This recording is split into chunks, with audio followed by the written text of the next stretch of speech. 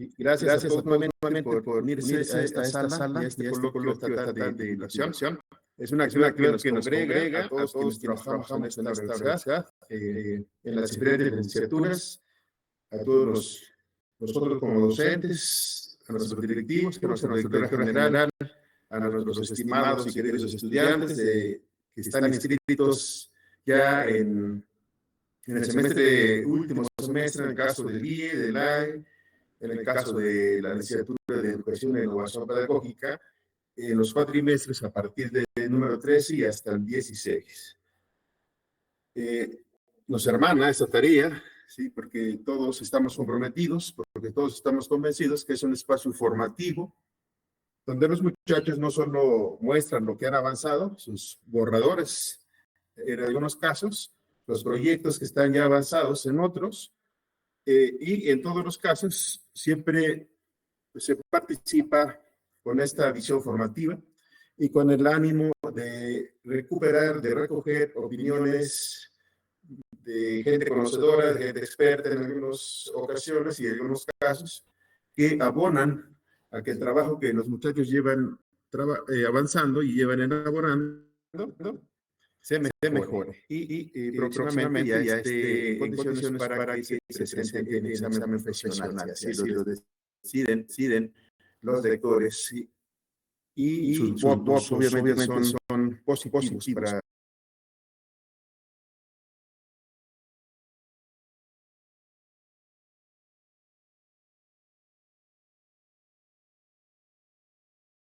PAN de Tula. Gracias de antemano por participar en esta actividad. Reconocemos también el apoyo de nuestros compañeros en la coordinación de licenciaturas, de la licenciada Adriana Gálvez y de todos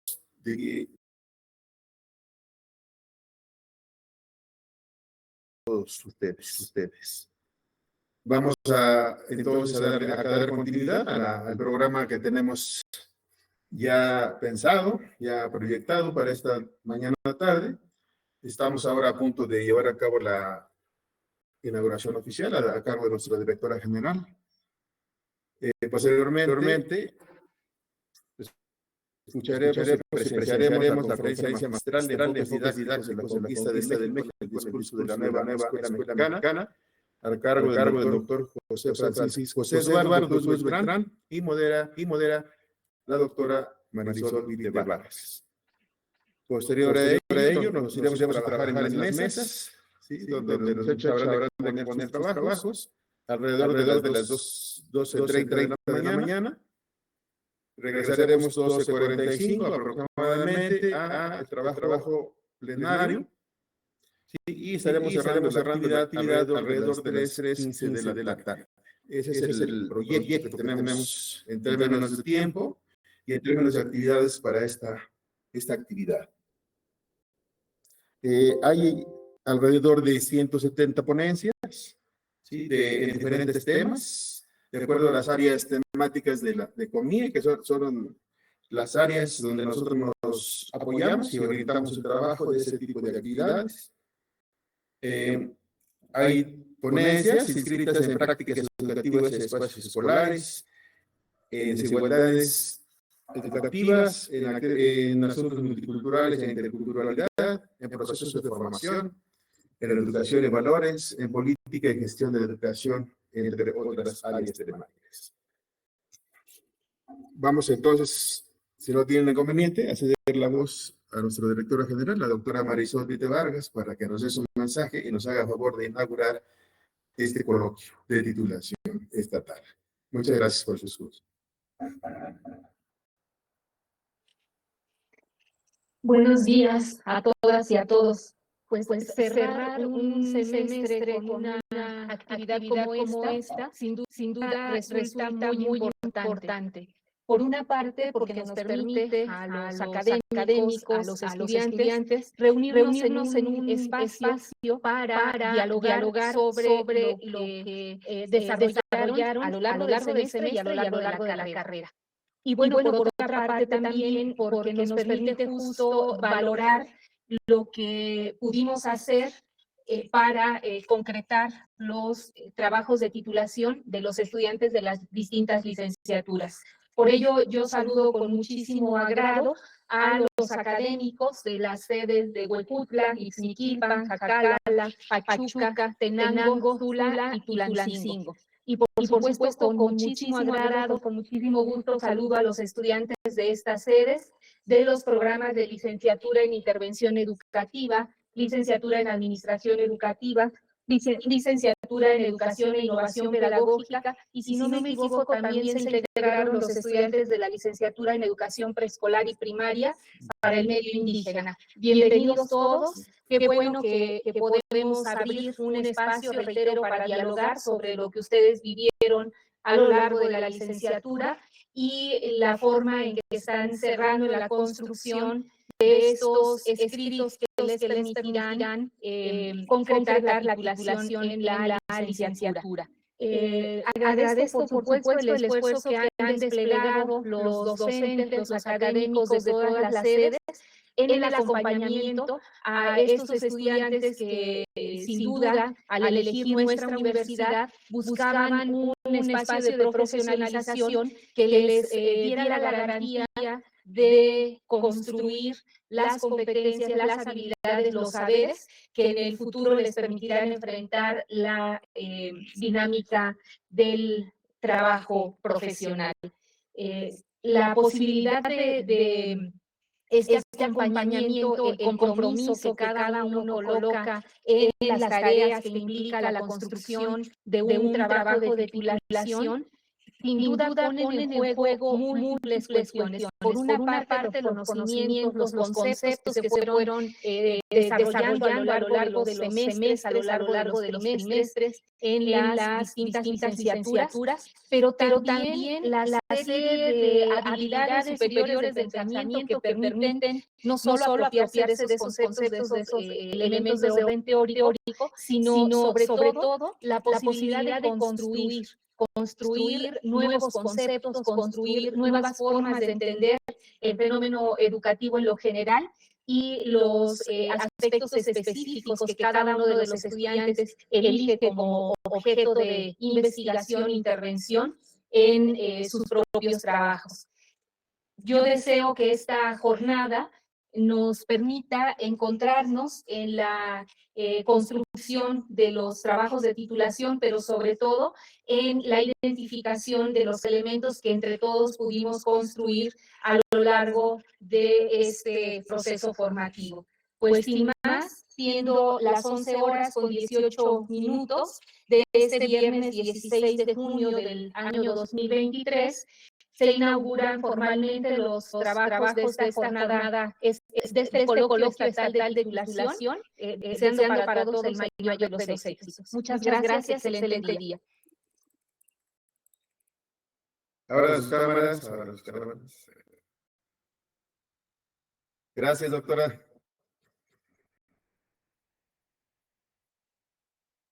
Bueno, solo antes de pasar a la conferencia magistral, reiterar lo que ya decía la doctora, tenemos un grupo privilegiado de estudiantes de Plan 90, con los cuales es muy probable que cerremos con broche de oro esta licenciatura. Es el grupo final, el último que está cursando la licenciatura en educación indígena para primaria y preescolar y primaria para el medio indígena. Bienvenidos, queridos estudiantes. Recordarles y que en la página de la Hidalgo está el programa, están las salas, y ahí ustedes sabrán, de quienes no tengan experiencia, habrán de seleccionar la sala, la liga y conectarse. Y los moderadores y los relatores son los que a quienes corresponde coordinar cada una de las mesas. Y los estudiantes, por supuesto, ahí van a ubicarse, hay un botón donde cuando lo pulsen se despliega el número de integrantes y el título de las ponencias que están escritos en cada una de las mesas. Recordar también al que tienen los estudiantes, los ponentes, hasta 15 minutos para exponer su trabajo. Se recomienda a los moderadores, a los relatores, que organicen las presentaciones bloques, si así lo consideran, y luego recojan opiniones y comentarios, o como ustedes lo consideren. Entonces, en esta ocasión, si nos va a apoyar en la moderación general, perdón, en la coordinación general del pleno, de la plenaria, el maestro Rafael Federico Guevara Anaya, que está en sala. Él va a ser el responsable de recoger las relatorías de todas las salas, de todas las mesas, y va a hacer una síntesis, y él será el responsable de coordinar la plenaria alrededor de las 2:45 de la tarde. Entonces, maestro, si quisiera usted dar algún pormenor, algún detalle para que se facilite el trabajo. ¿Sí está en sala, maestro Federico? Sí, estoy aquí para servirle. Ayer no me acuerdo con quién me comuniqué y les pasó el correo en el que me van a hacer llegar las relatorías de cada una de las 21 salas. Entonces, ahorita que le entienda al MIT, se los mando en aviso para que tengan el correo. ¿Ok? Correcto, nos comparten el Sí, chat. ahorita lo comparto en el chat. Correcto. Y cualquier duda, si tienen sobre el asunto, pues se comunica con el maestro Rafael. Bueno, gracias. Entonces estamos listos. Vamos a dar paso entonces a la conferencia magistral y cedo la palabra a la doctora Marisol, que nos apoya con la moderación.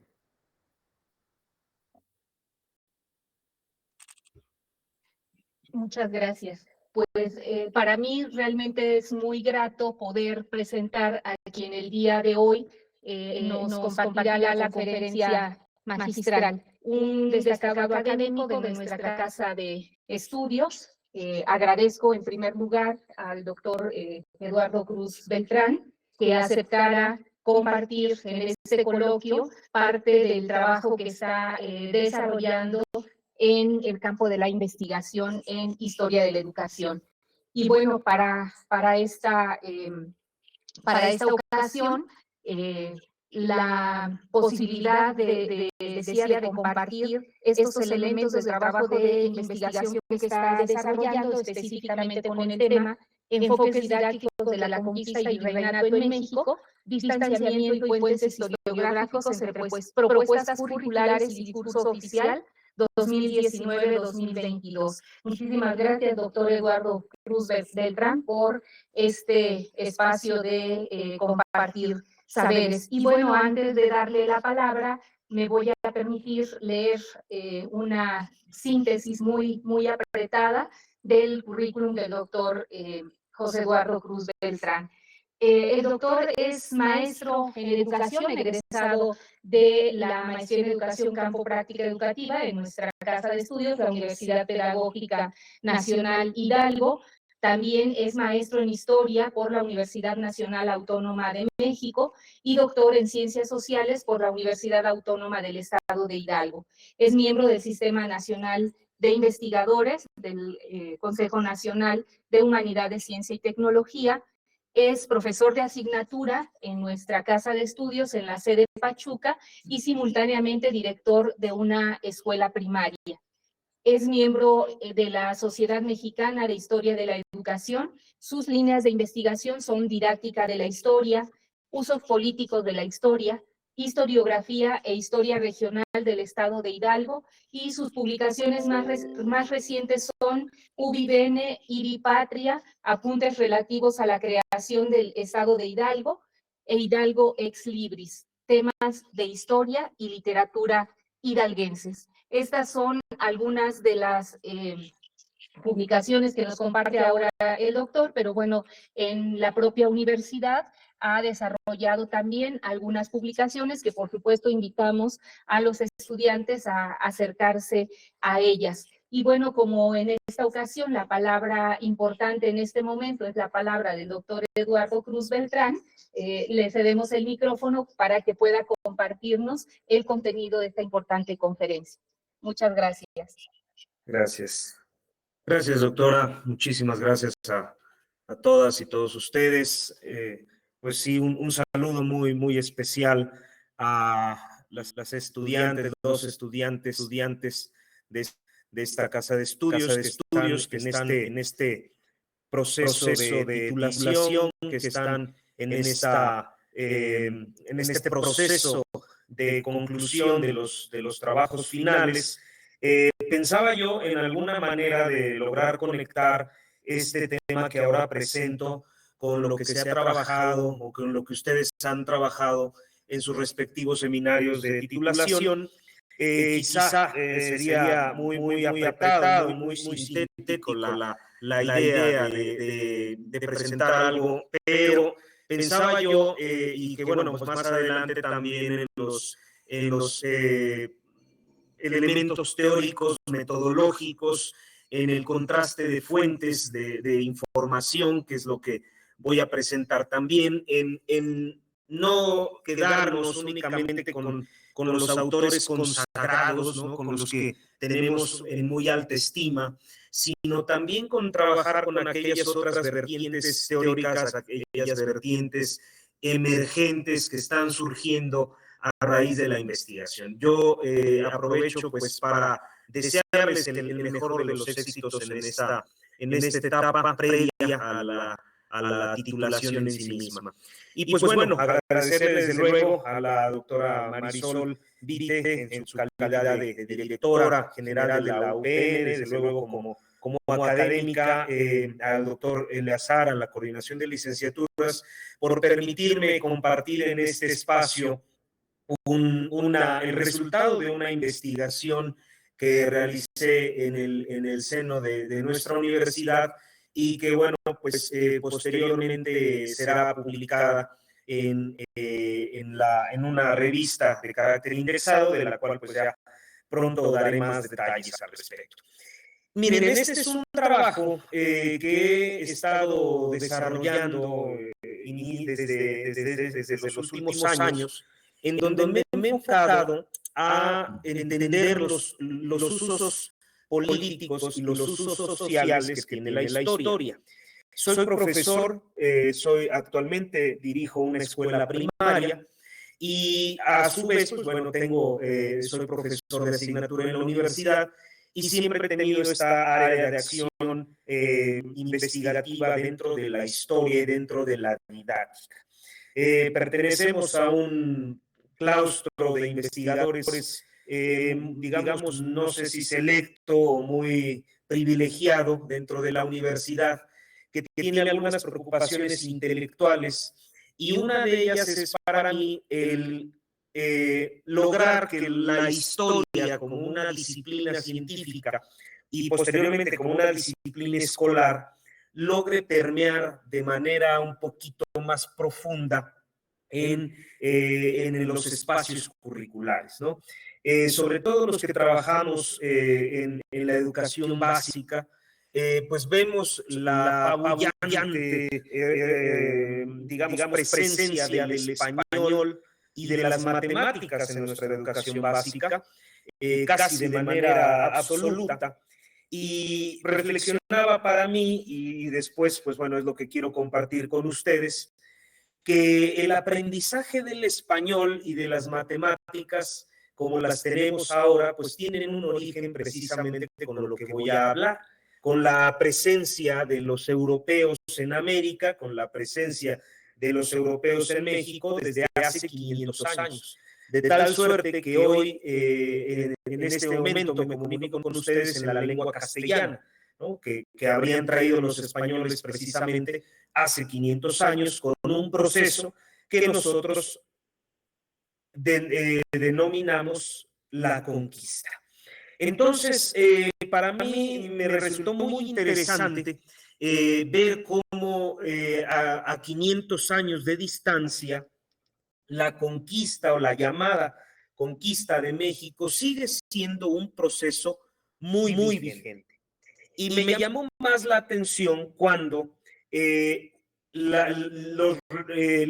régimen político empezó también a poner atención, mucho más atención. Los gobiernos siempre han usado la historia para diversos fines, porque la sociedad, pero particularmente este régimen puso mucho más atención a la historia.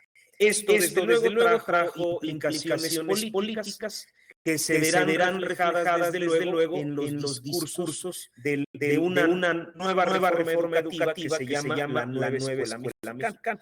Entonces, eso es lo que quiero explicar ahora como el origen de esos principales contenidos sobre la conquista, y virreinato en México, la manera en cómo ha tenido implicaciones en nuestro presente. Creo yo que eso es la máxima aportación que pudiera yo dar como resultado de estas investigaciones, el demostrar que la historia no es precisamente el pasado, sino que la historia es el presente. De tal manera que tiene mucho más impacto en nosotros la manera en cómo nos han contado la historia que la historia misma. Y es de esa manera que con esas interpretaciones respecto a la conquista, pues es que hemos tenido implicaciones hacia nuestro presente. Entonces, eso es lo que quiero presentar para ustedes de manera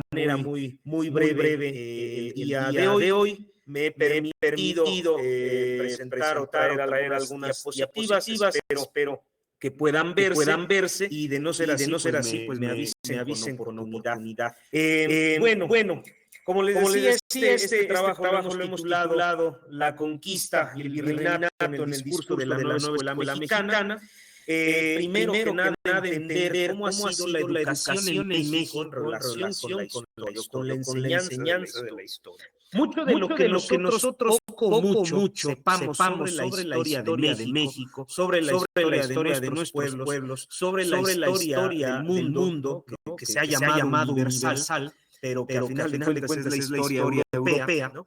Tiene mucho que ver con la forma en cómo se modeló la historia desde el siglo XIX. La historia patria tiene sobre todo la impronta de los liberales, ¿no? Hay una serie de textos que se prepararon desde aquellos tiempos, ¿no? Y que tenemos ahí en la imagen, que es una gran enciclopedia llamada México a través de los siglos.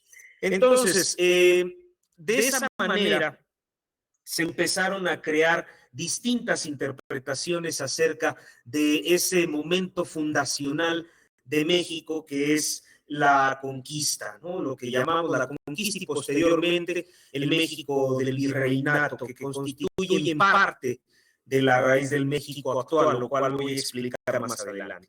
Entonces, este es uno de los periodos de la historia más vigentes en el México contemporáneo. Es un periodo de la historia de México que se sigue presentando, que sigue estando en la memoria de manera implícita, a lo mejor no de manera tan evidente, pero bueno, hoy lo comento, por ejemplo, cuando vemos, yo lo veo, por ejemplo, en la educación básica, cuando en la secundaria estudiamos álgebra, cuando estudiamos las matemáticas como tal, en donde tratamos de entender que las matemáticas, como las conocemos, pues tienen un cierto origen en la llegada de los españoles, que a su vez pues tuvieron una presencia árabe a lo largo de 800 años. El castellano, desde luego, pues a su llegada va a tener aquí una serie de variaciones lingüísticas, ¿no? Donde vamos a hablar de del español en México, del español en Argentina, el español en Colombia, el español de España, desde luego, con las distintas variantes dialectales, ¿no? Refiriendo como dialecto, pues, la variante, ¿no? No la lengua como tal, porque ese ha sido precisamente una de las cuestiones que tienen una implicación, el de llamar a las lenguas vernáculas, a las lenguas originarias o a las lenguas indígenas como dialectos, ¿no? Dándole una connotación de inferioridad. Por ejemplo, señalar la palabra indio, ¿no? Que también tiene una connotación peyorativa, una connotación de discriminación, tiene precisamente sus orígenes en aquella historia que nos contaron de niños, en que un marino genovés, en su deseo de llegar a la India, pues se topó con una masa continental hasta entonces desconocida y que se creyó durante varios años, durante mucho tiempo, como Indias, como las Indias occidentales, de tal suerte que a todos los habitantes de América en algún tiempo se les denominó indios, precisamente, y posteriormente el tiempo hizo que esto tuviera una connotación peyorativa, como ya he mencionado. Entonces, los temas de discriminación, los temas de racismo, son los que tienen precisamente ese origen, ¿no? No necesariamente tal vez en la América española, pero sí a lo largo del virreinato y posteriormente en el siglo XIX. Es un tema muy complejo, ¿no? Hay que aceptarlo, yo lo acepto, es un tema muy amplio, es un tema que requiere de mucho cuidado en sus tratamientos, es un tema que sigue debatiéndose, es un tema que no es acabado y probablemente no se ha acabado en muchísimos años, precisamente por esta implicación que tiene al respecto.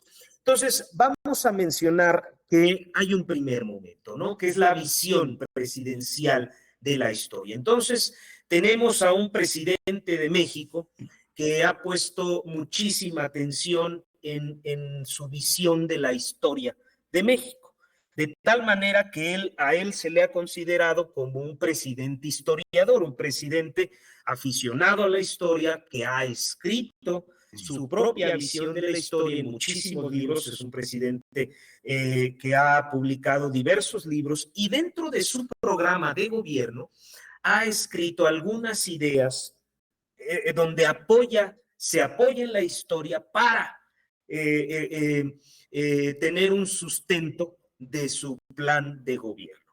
De tal manera que el concepto mismo de cuarta transformación tiene ese cariz, ¿no? Tiene esa faceta, el de señalar que su movimiento político, su movimiento gubernamental, tiene antecedentes en 3 momentos de la historia de México. El primero, la independencia; el segundo, la reforma; el tercero, la Revolución Mexicana; y el cuarto es su movimiento. Entonces, nosotros veremos que en distintos discursos políticos presidenciales hay enésima o muchísimas referencias hacia el tema de la historia. Entonces, esto es lo que llamó la atención de mi parte y dije, hay un presidente que está poniendo mucha atención a la historia de México, que sobre ella está sustentando su programa gubernamental, y entonces mi interés era de qué manera incide en los planes y programas de la enseñanza de la historia en la educación básica, ¿no?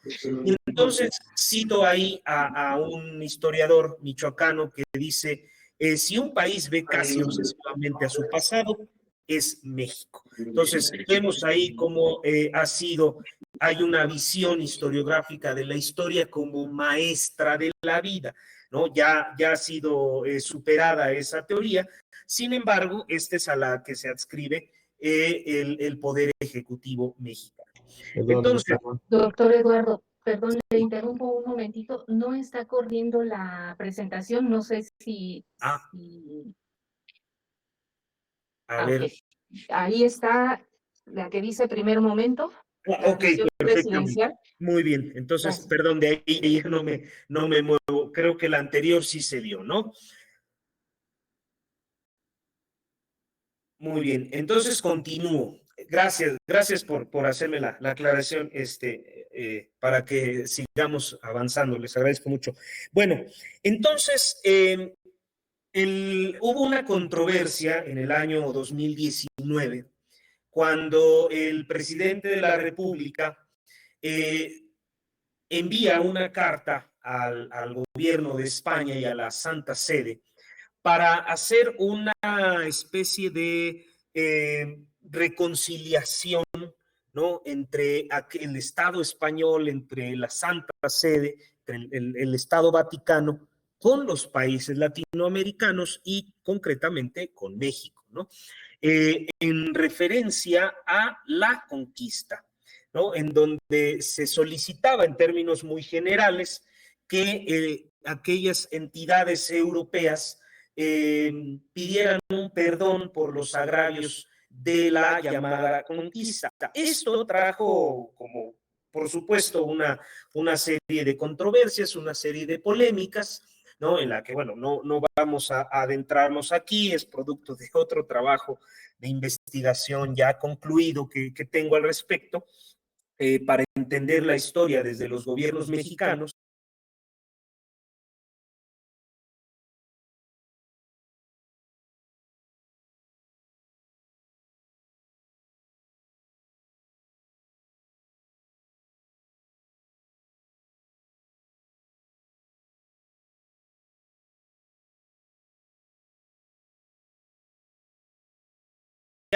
Y entonces, esta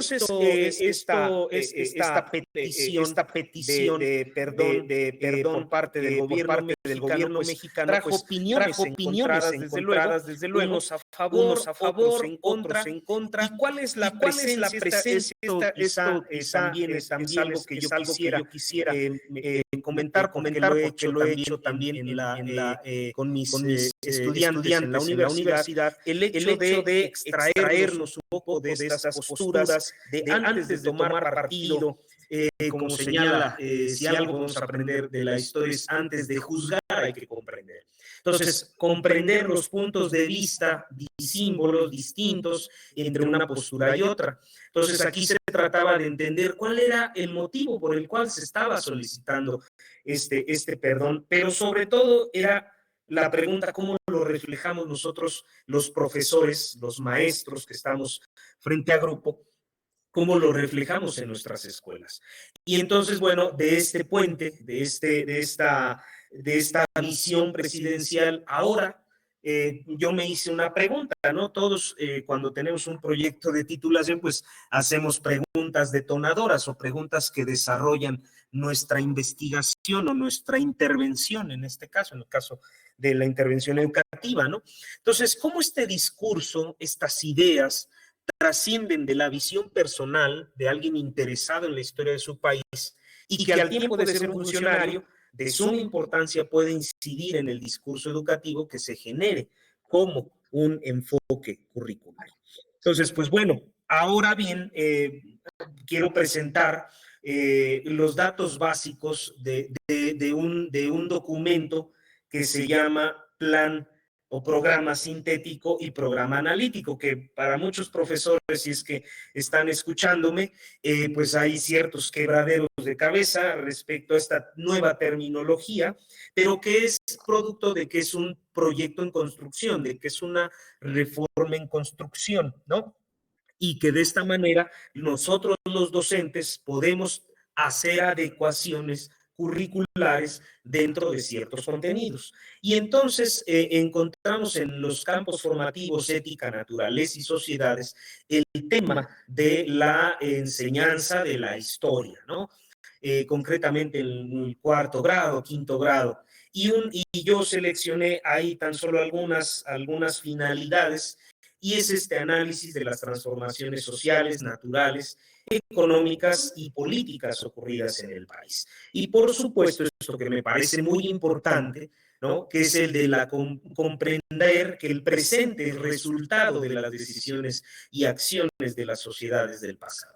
Entonces ya aquí hay una implicación respecto a este enfoque, este discurso, ¿sí?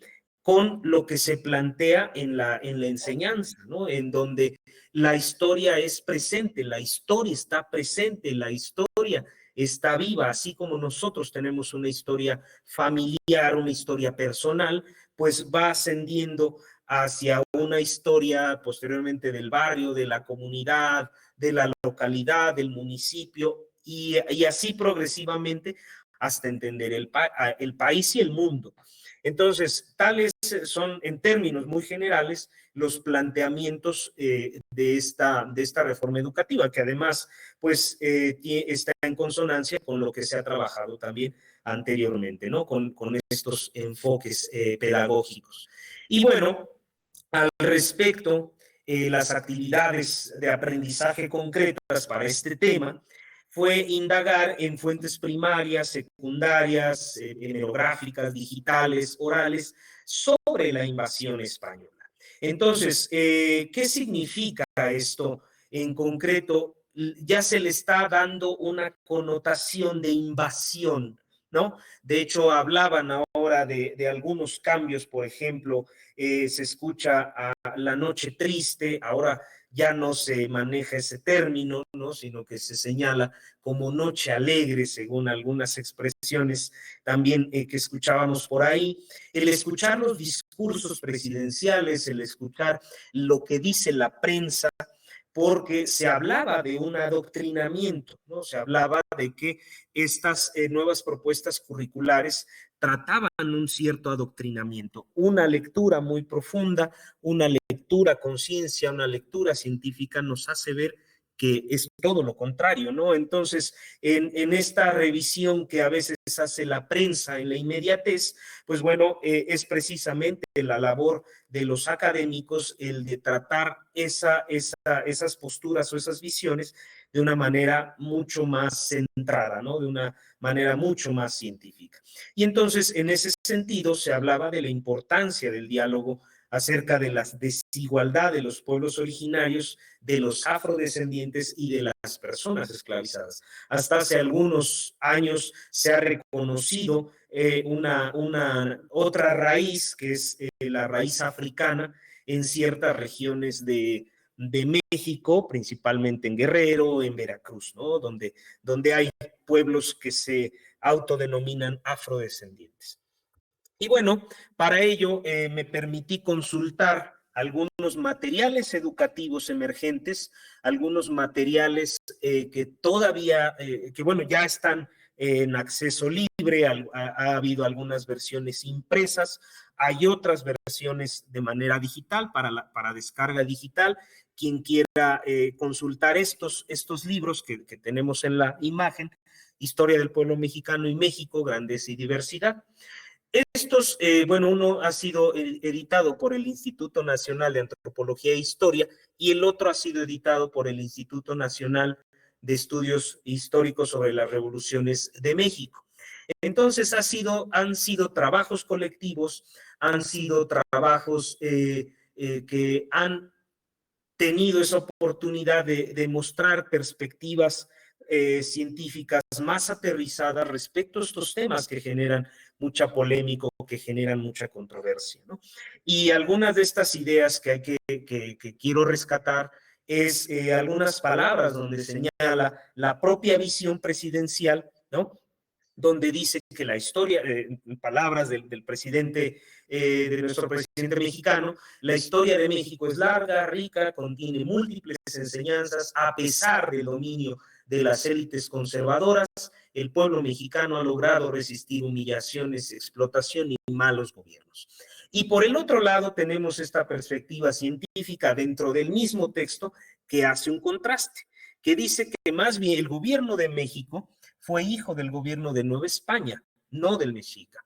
Los gobernantes criollos y mestizos y sus amigos les han echado la culpa de todo a los españoles y su conquista. Estas visiones contrastantes son las que son motivo de discusión en estos momentos entre quienes se encargan de desarrollar estos temas, quienes se encargan de trabajar con estos temas, porque son visiones opuestas, son visiones contrastantes, son visiones interpretativas dependiendo del contexto en el cual están siendo emanadas. Y por ejemplo, hay uno de los planteamientos a considerar por el mundo académico es si realmente llamar una invasión española cuando originalmente era un proceso de exploración, ¿no? Que si dentro de esos procesos de exploración de las Américas o de la América hubo funciones militares, pues bueno, fue parte de ese proceso mismo. Se discute la idea de con qué tanta magnitud pueda considerarse genocidio, una palabra más propia del siglo XX, cuando se compara, por ejemplo, con el Holocausto a mitad del siglo XIX. Dicen, bueno, hay no hay una correspondencia entre lo que sucede en el siglo XX con lo que sucede en el siglo XVI, y también se pone en consideración si España debe pedir o no disculpas. De cualquier manera, en un discurso, el gobierno de México ya lo hizo, ya hizo ese pronunciamiento sobre todos los pueblos originarios, pero bueno, son debates que a nosotros en las tareas académicas nos corresponde observar y analizar, ¿no? Y bueno, pues tenemos aquí algunos autores que han opinado diferente ese discurso presidencial, que han tratado de entenderlo, que han tratado de matizarlo. Y bueno, en ese sentido también es muy común escuchar en los discursos que se señale como la idea de México como tierra de conquista. Ya no permitiremos que México sea una tierra de conquista. Esto tiene una implicación política, desde luego. Esto esencialmente es por el tipo de educación que hemos recibido, una educación donde todavía de manera muy implícita se señala o señalamos fuimos conquistados, ¿no? Nosotros nos fuimos conquistados por los cuando hay proceso detrás de ello, y esto tiene mucho que ver con la cuestión del presente, con la presencia de algunas empresas españolas de carácter sobre todo que trabajan con la cuestión de los energéticos, que se ha pensado que tienen este mismo móvil que tuvieron los conquistadores en el siglo XVI. Y para ello yo me permito citar a Eric Hobsbawm, un historiador que señala que la revisión de sucesos del pasado se inspira más para obtener publicidad para las causas del presente más que del pasado mismo. Esto puede verse reflejado, por ejemplo, en los Estados Unidos o en algunos sectores latinoamericanos también, donde se han derribado estatuas de algunos conquistadores, donde se han retirado, donde han hecho estas expresiones, ¿no? Como la resistencia indígena, etcétera. Entonces, hay una cuestión política detrás de la historia, y nuestra postura, la postura que queremos asumir es esta de verlo desde una perspectiva científica más que política, ¿no? Pero entendiendo también que dentro de lo que nosotros observamos en el presente es lo que está frente a nuestros ojos. Y bueno, finalmente, preparar o entender esto, tanto las posturas de la enseñanza de la conquista, ¿no? Al hacer referencia a que se va a explicar todo este proceso, ¿no? En el cual se configuró el México actual a partir de estos periodos, ¿no? Tanto la conquista como los periodos del virreinato, el llamado virreinato, ¿no? Que en el discurso de la nueva escuela mexicana se ha regresado a entenderse como el México colonial, ¿no? Cuando en todo caso tendríamos que entender si México fue una colonia o fue un virreinato. Entonces, de esa manera esas posturas docentes de entender colonias, por ejemplo, las que se formaron, las colonias inglesas en lo que ahora es Estados Unidos de América. Y que acá fue otro procedimiento administrativo donde hubo un virrey, donde por eso se le llama virreinato, donde había una transferencia entre el rey en España hacia los virreinatos famosos, los de México, los de México y los de Perú. Entonces, uno de los planteamientos nuevos que se han encontrado, que han ido evolucionando, es que México no fue conquistado exclusivamente por españoles, que hubo una presencia indígena muy importante en la conquista, y que esto también dio pie a que se entendiera que había traidores, ¿no? Que había estos indígenas, pues había traidores, y que se les consideró pues mucho tiempo de esa manera. Por ejemplo, el caso de Malinche, ¿no? Este personaje, esta mujer que sirvió de intérprete, que sirvió de conexión entre España, no, perdón, entre los conquistadores con el Imperio Mexica, y que, bueno, pues se encargó de traducir muchos de aquellos diálogos, ¿no?, que sucedieron en aquel tiempo. Entonces, se ha considerado precisamente el término malinchista como una alusión a una preferencia a lo extranjero. Sin embargo, el conocimiento más profundo de este personaje, de esta mujer, nos hará en el contexto bajo el cual ella y el contexto también por el cual varios grupos indígenas, ¿sí?, estuvieron aliados a las huestes españolas. Por supuesto, entender que la caída de México Tenochtitlan no fue simultáneamente la de Mesoamérica.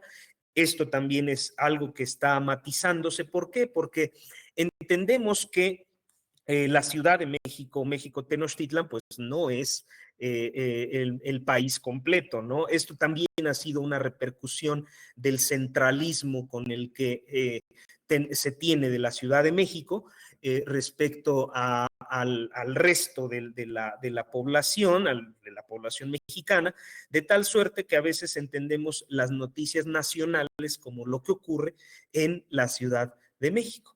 Y de tal manera que en la Ciudad de México las noticias nacionales son las que se tienen en los otros estados de la República, ¿no? Entonces, todo esto ha tenido una incidencia precisamente así en pensar que todo lo que ocurría en Tenochtitlan será lo que ocurría en el resto del hoy llamado México, ¿no? Que México no existía como tal, que España no existía como tal en aquel momento, sino la corona de Castilla, y que por eso nos nombramos nos comunicamos mayoritariamente en castellano.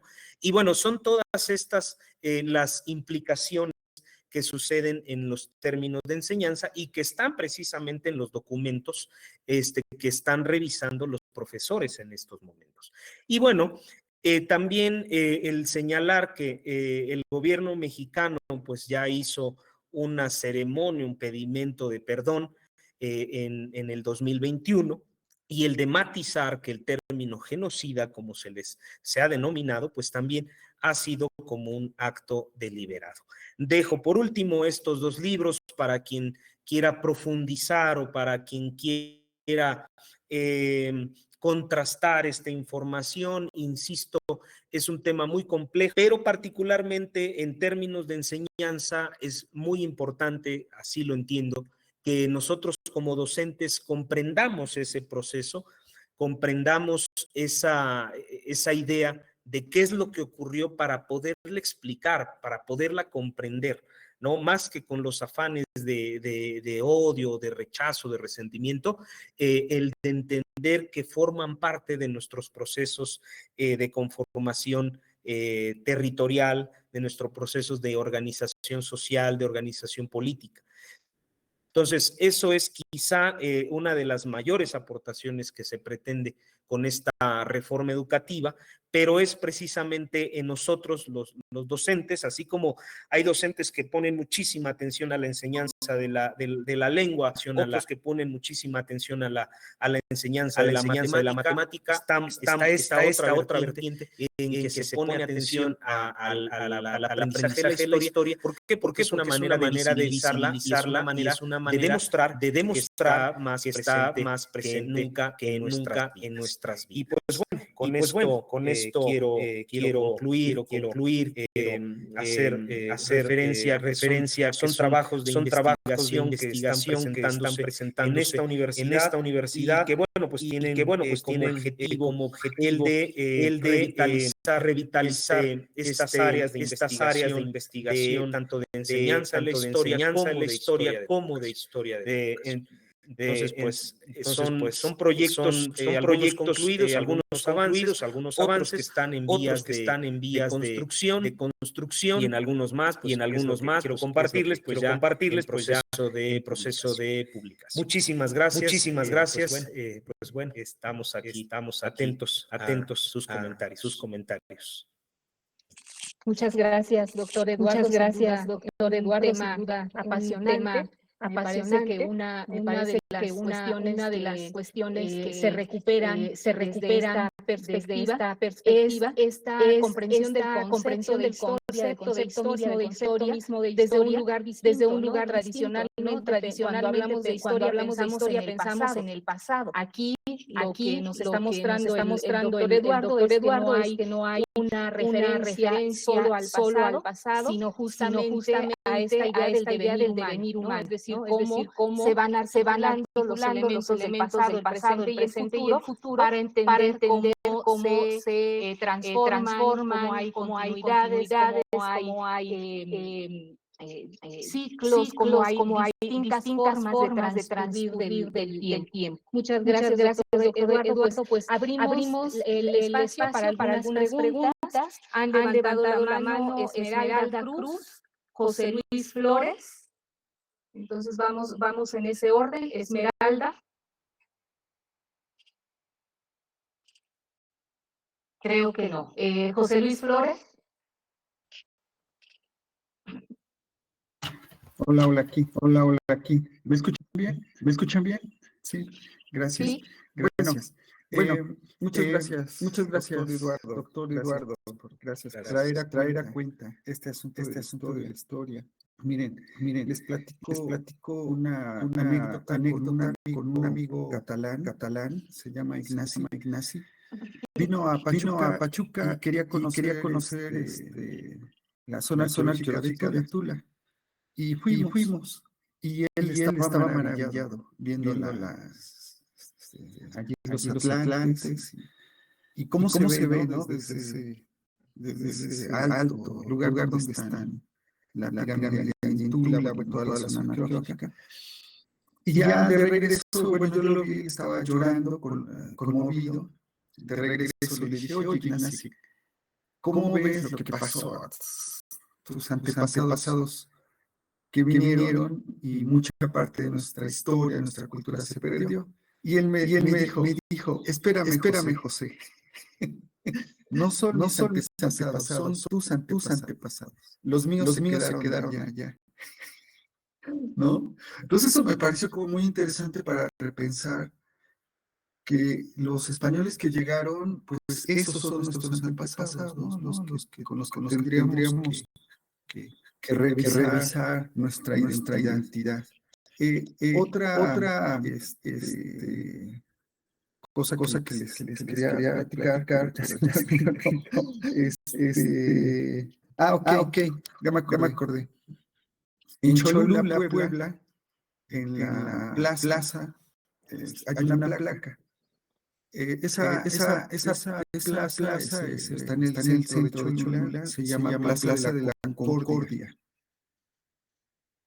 Resulta que en esa Plaza de la Concordia, después de una batalla durante la llamada conquista, pelearon los cholultecas contra los españoles y los tlaxcaltecas.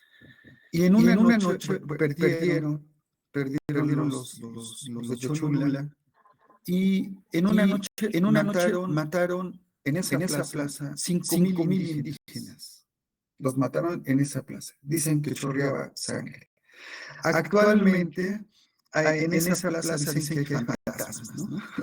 Eso es parte de nuestra cultura, ¿no? Y nuestras idiosincrasias. Pero la plaza se llama de la Concordia, ¿no? Es así como, caray, ¿verdad? Y por último, entonces uno dice, bueno, poner en duda la idea de conquista, porque a veces la conquista suena como a seducción, pero no fue ese tipo de conquista, ¿no? Si hubo sangre, hubo muerte, hubo destrucción. Y por otra parte, sobre el perdón, leí a Jacques Derrida sobre una obra muy importante que se habla sobre el perdón, el poder dar, ¿no? Lo que se da en el perdón. Y él decía algo, Eduardo, bueno, para todos, que me pareció muy interesante, que dice, no se puede pedir perdón. O sea, no puedes pedir el perdón se da. Cuando lo pides ya no se vuelve perdón. O sea, si tú lo pides ya no es perdón. No sé si me explico. Yo te digo, perdono, tampoco lo doy en ese sentido, tampoco es perdón. Claro. O sea, no se puede dar, no se puede pedir. Entonces, ¿qué pasa con el perdón? Es un asunto súper complejo, porque si yo digo que te perdono, entonces yo me pongo por encima de ti.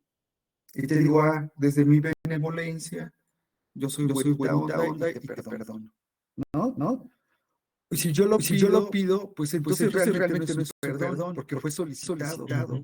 Verdadero perdón sale y nace de otra parte, de nuestra relación, ¿no? Entonces es un asunto súper complejo, pero gracias porque nos hace repensar un poco sobre nuestra historia y lo que somos. Y yo creo que sí, no sé qué pienses, Eduardo, incluye como una postura política en torno a esto. Sí, por supuesto. Debemos trabajarla, como decías, con tus alumnos, les decías a ustedes qué piensan.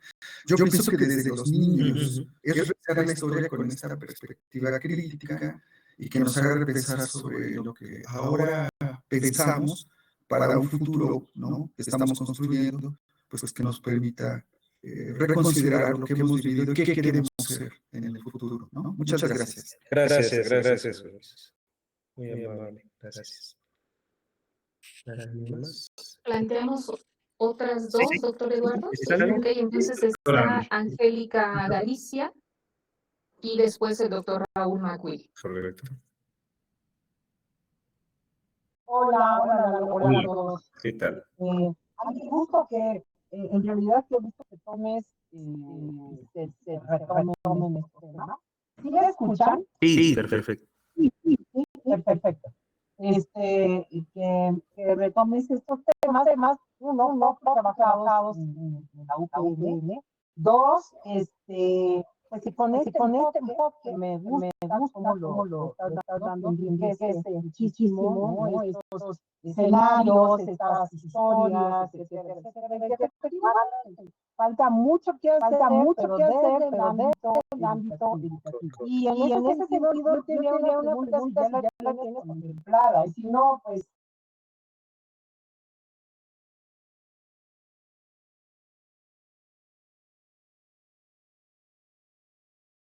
manera de repensarla. En alguna ocasión de una plática, estaba Rocío Ruiz de la Barrera y yo estuvimos platicando, pero cuando me dijeron, habla de la conquista, ¿no?, del descubrimiento de América y la conquista.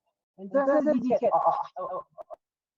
o sea, hablar de lo mismo, hablé de la otra parte, de las bondades que dio el descubrimiento de América, ¿no?, el surgimiento del barroco mexicano, la combinación de hidro, entonces, como que no les gustó mucho, esperaba el gobierno del estado de Hidalgo, pues yo hablara de la conquista y dijera, cuántos indígenas murieron y todo este tipo de cosas, este discurso que para satanizar la otra parte, ¿no? Entonces, para mí también resulta interesante que cuando trabajas esta otra parte, sale el producto, sale la parte que nos lleva a ser producto de este proceso histórico, ¿no?, de confirmarlo, no negarlo, ¿no? Es correcto. Y, en ese sentido, ¿tú ya tienes pensada alguna estrategia para que esto que vas construyendo en tus investigaciones pueda tener aplicación en la educación básica? O sea, no estoy pensando solo en primaria, sino primaria, secundaria, terciaria, cuaternaria, todas las que quieras hacer, ¿no? ¿Has pensado o cómo se puede hacer o cómo podemos contribuir todos en la Universidad Pedagógica para ello? Porque sería bastante bueno, ¿no? Apenas estamos en el proceso de análisis, pero el análisis no debe llevar a la aplicación de otros elementos, ¿no? Es mi pregunta, Lalo. Gracias y felicidades. Gracias, doctora. Bien, gracias. Pues contesto tanto con José Luis como doctora Angélica. Sí, hay una parte, siempre son visiones muy contrapuestas. Recordemos que esta satanización de España como la mala del cuento tuvo sus orígenes en la guerra que tuvo con Estados Unidos casi al final del siglo XIX, ¿no?, la llamada leyenda negra, incluso desde todas aquellas potencias como Francia, como Holanda, que se encargaron de hacer un desprestigio de España, ¿no? Por el poderío que estaba teniendo, y pues esto lo remató Estados Unidos en la guerra en donde España perdió Cuba y perdió Filipinas, que eran sus últimas posesiones americanas. Entonces, aquí creo yo que esta propuesta tendrá que tener esperemos que tenga una incidencia en la forma en que así como se repensar la conquista en el mundo académico, también sería una intención el de repensarla desde la educación, porque al final de cuentas es la base de donde parte.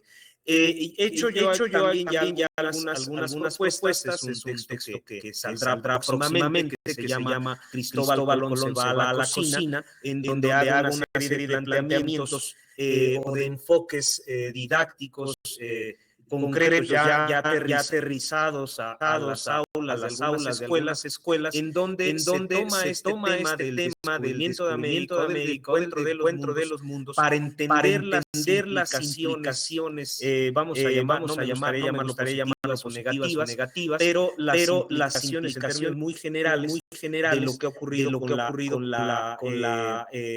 la conquista hasta hoy, ¿no? Tan solo les dejo el tema de la comida, de la gastronomía, ¿no? En que mucho de lo que hoy consumimos, ¿no? Pues tiene una implicación en este intercambio de alimentos entre Europa, entre Asia y América. Entonces, pues bueno, son una de las maneras en cómo nosotros podríamos entender o comprender desde el aula este tema, ¿no? Pero sí, yo creo que haría falta tener un posicionamiento mucho más firme en cuanto a lo que nosotros podemos aportar para que eso tenga una incidencia mucho mayor, quizá en algunos foros, para tener una incidencia en las políticas educativas sobre cómo se enseñan estos procesos, estos procedimientos. Muchas gracias. Gracias, doctor. Doctor Raúl, me parece. Sí, doctor Raúl, adelante. Sí, muchas gracias. Pues antes que nada, pues felicitarte, Eduardo, por este trabajo tan interesante que es necesario hacer una revisión histórica sobre qué es lo que se dice, cómo se dice y también cómo se enseña y para qué se enseña.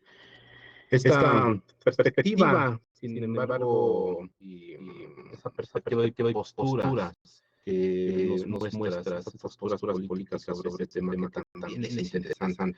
Porque uno escucha hablar sobre la conquista y de pronto ya no entiende o se pierde en estos sentidos políticos que van bien enfocados y que ahora tú nos los muestras también. Sin embargo, se resalta en estos momentos pues la perspectiva indígena, que también era muy necesaria conocerla.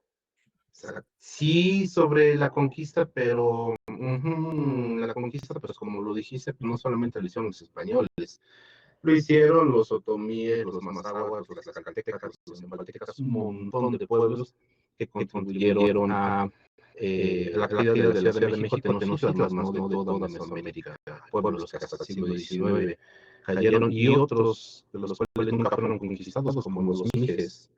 Esos mijes que viven en Oaxaca, pues jamás fueron conquistados en estos primeros momentos.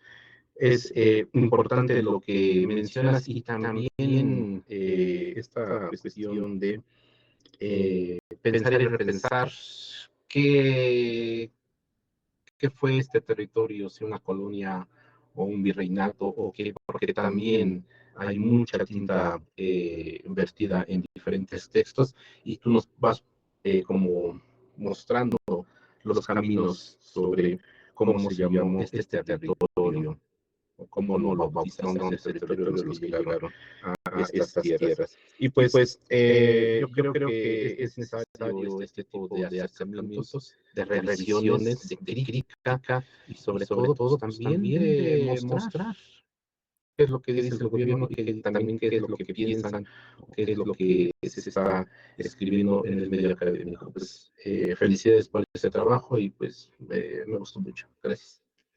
Muchas gracias. Gracias, doctor. Efectivamente, son temas bastante complejos, son temas que necesitan estar revisitándose constantemente.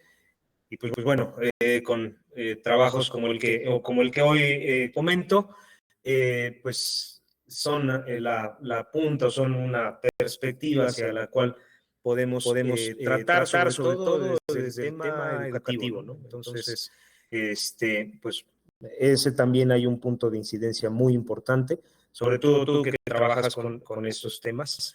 De igual manera, entonces, pues ya tendremos otros espacios para charlar al respecto. Gracias.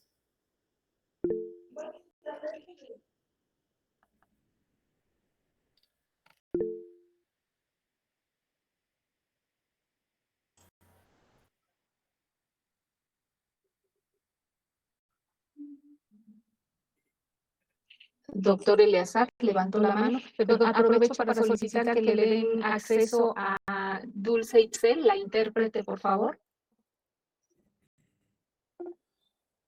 Sí, gracias. Yo solo quisiera hacer dos comentarios. Lalo.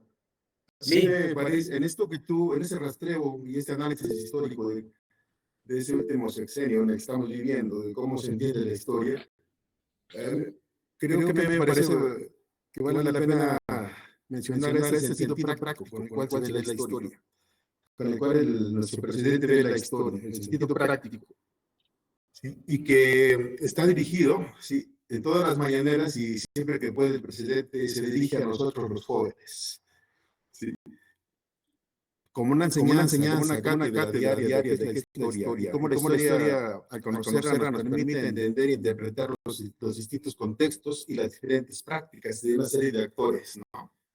Me llama la atención, y ese es el segundo comentario, de cómo él entiende la econometría. Sin haber hecho un doctorado en economía en Harvard, sí, comenta y ahí rescata parte de la historia de vida, comenta un caso en algún lugar de Tabasco, donde tiene por amigo un vecino que también fue amigo de sus padres, ¿no? Y le pregunta, ¿cómo le va? El señor es carnicero. ¿Cómo va la economía? ¿Cómo lo ve? Y el señor, en un sentido muy práctico, dice, hace un mes vendía yo una vaca, hoy vendo 3 vacas a la semana. Ese es el sentido práctico que yo rescato, que yo valoro mucho de la manera de entender, en este caso, la economía y la historia, ¿no? Serían 2 comentarios. Gracias. Sí, gracias. Bueno, sí, efectivamente, son temas que se han trabajado también producto de la experiencia.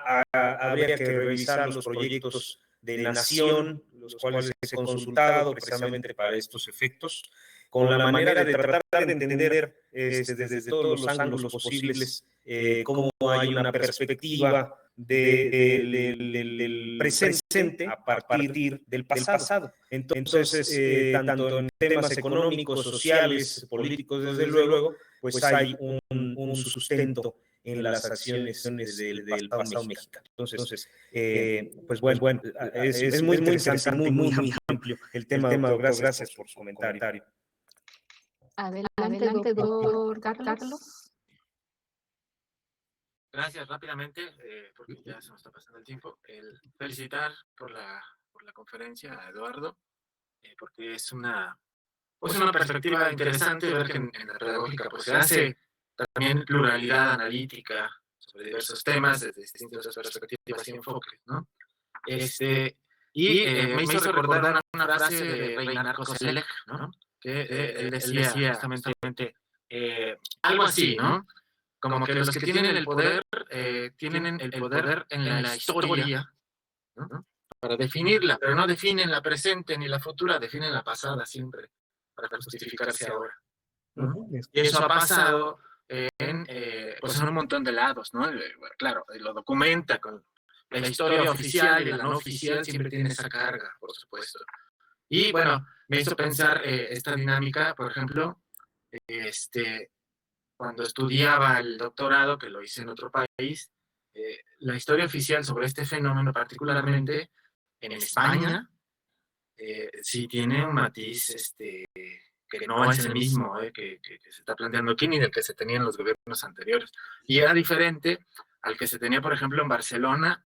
La historia oficial de Cataluña es distinta a la que era la historia oficial, por ejemplo, en el País Vasco, por ejemplo, ¿no? Totalmente distinta, ¿no? Y los historiadores oficiales y no oficiales también tenían como debates interesantes sobre esta temática. Por supuesto que responde pues, al contexto de donde se construye la historia, que es justamente un libro que me gusta mucho de George Vernet, que se llama...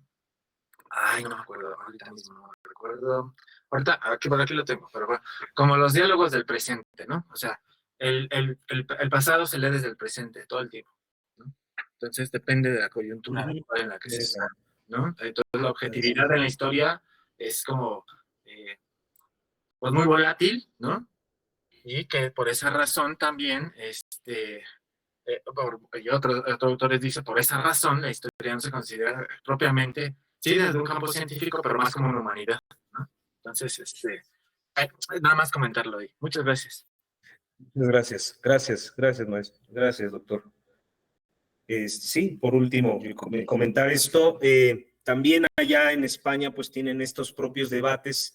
Están también debatiendo sobre su propia historia, no solo en relación con América, ¿no? Sino también con su pasado mismo, ¿no? Hay algunos sectores que niegan ese pasado árabe, ¿no? Algunos sectores que defienden el tema de los reinos del norte de España, pero bueno, también tienen unas implicaciones políticas. Hay partidos políticos allá en España que tienen esta defensa, ¿no? de la historia, tienen también mucho que ver con la manera en cómo les enseñaron la historia a ellos, tan solo las grandes dictaduras como el franquismo, ¿no? Que tuvo mucha incidencia en la manera en cómo se entendía España, de tal manera que de ahí proviene esta intención de la madre patria, ¿no? En que hay libros de texto que tuve la oportunidad de consultar en Madrid, donde el periodo de las independencias, todo, como dice la doctora Angélica, se lo echan a Napoleón, lo encaran, o al culpable de las independencias en América fue culpa de Napoleón, ¿no? Y en cambio ven con mucha tristeza, con mucho que les obligó a repensar también su historia, el hecho de que perdieron Cuba, perdieron Filipinas, perdieron Puerto Rico, como sus últimas colonias, y que los obligó a repensar también la manera en cómo entendían esa vieja gloria imperial, ¿no? Como en algunos libros de texto se escucha. Muchísimas gracias. Muchas gracias por sus preguntas y sus participaciones. ¿Hay alguien más que quiera hacer algún comentario o alguna pregunta? Bueno, creo que en el chat han estado también algunas interacciones. Me parece que han quedado contestadas las preguntas que se hicieron ahí. Incluso ha habido réplicas a los comentarios. Sin duda, la forma en que se ha preguntado, la forma en que se ha comentado, tanto de viva voz como en el chat, nos habla por una parte de la buena escucha que hay en relación con lo que ha planteado el doctor Eduardo, y por otra parte también el interés que hay en relación con estas temáticas que sin duda ocupan un lugar importante en la comprensión de los fenómenos educativos en lo general, ¿no? Sí, así es muy, muy interesante. Creo que lo que el día de hoy nos ha planteado el doctor Eduardo nos lleva, por una parte, sí, a preguntarnos sobre el estatuto epistemológico de la historia. Es una discusión que seguramente seguirá vigente. Desde nuestra perspectiva, sí es una ciencia, pero bueno, habría que discutirlo con muchos elementos, ¿no? Por otra parte, bueno, aquí se ha planteado un punto central que tiene que ver con la cuestión de la lectura de la historia, ¿no? Es decir, cómo nos asomamos a estos textos que nos narran lo que sucedió, lo que está sucediendo, y cómo desde ahí se utiliza esta información para la toma de decisiones. Creo que ese es un elemento muy importante. Pero también el doctor Eduardo pone acento en la otra parte, que es el asunto de la escritura de la historia. Es decir, también, como él bien lo decía en algún momento, hay un posicionamiento político, ¿no? Hay un posicionamiento de quien escribe la historia, y la forma en que se leen las fuentes está mediada justamente por los posicionamientos del historiador. Y en ese sentido, la escritura y la lectura se tienen que conectar.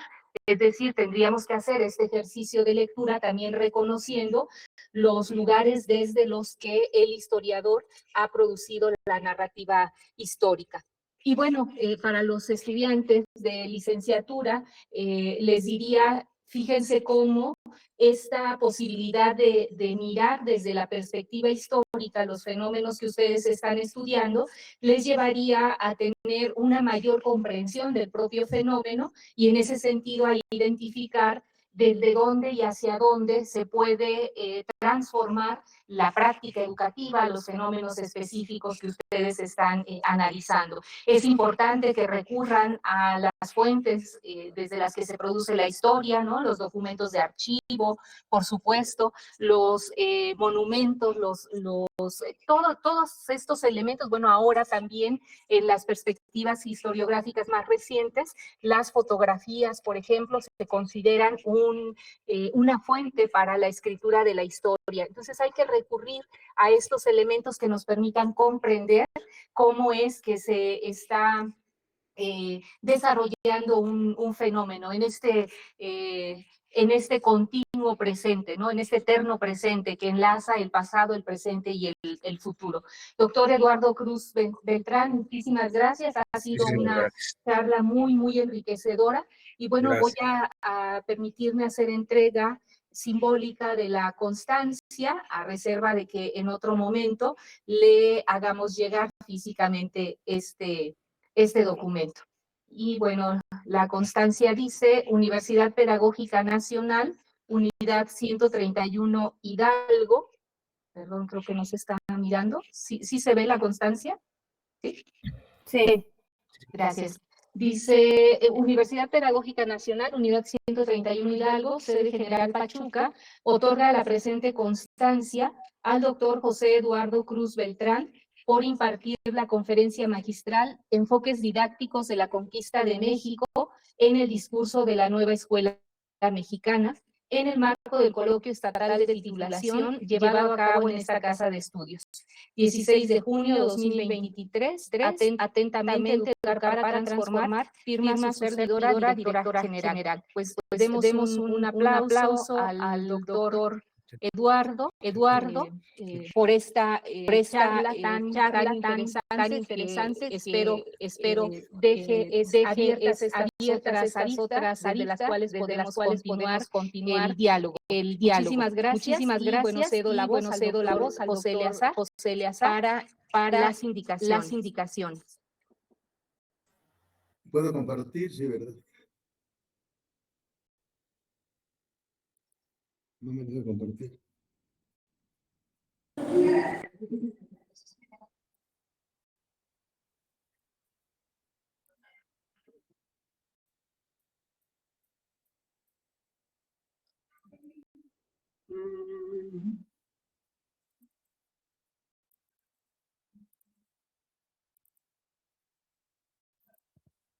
Pero un segundito. También de forma simbólica, yo te estoy intentando compartir pantalla. La coordinación de licenciaturas y por mi conducto reconoce el trabajo de la doctora Marisol de Vargas, reconoce su apoyo, su contribución en la moderación de esta conferencia, cosa que agradecemos mucho, y tenga por seguro que siempre la vamos a invitar, porque contribuyen mucho en la moderación y el enriquecimiento de los temas que aquí se han trabajado. Muchas gracias. Voy a intentar nuevamente compartir. No lo puedo hacer. No sé por qué están. Ahí va.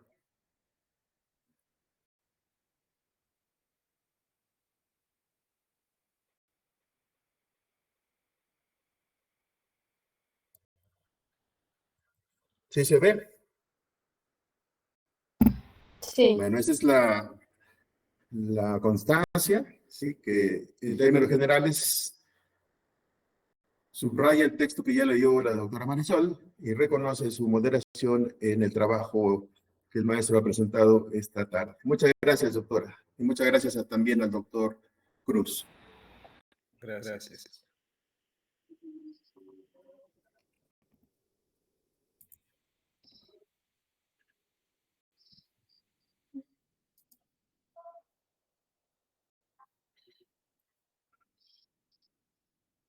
Bueno, ya estamos en vivo y en directo. Muchas gracias nuevamente a todos. Vamos a pasar ahora a las mesas de trabajo. Les recuerdo que quienes lo deseen conectarse de manera más práctica, lo pueden hacer a través de la página de la Universidad Pedagógica Nacional Hidalgo.edu.mx. Ahí están las salas, ¿sí? Agradecemos a todos los compañeros moderadores, relatores que pulsen su liga de acceso para que y den también, por supuesto, entrada a los compañeros que van a participar en las mesas. Entonces, son 12:30 de la mañana. Vamos a dar 10 minutos por si quieren hacer alguna otra actividad, un café o algo que consideren, y nos veríamos en 12:40 ya en los trabajos de sala. Y regresamos a esta sala general alrededor de las 2:45 de la tarde. Muchas gracias. Muchas gracias. Gracias a todos.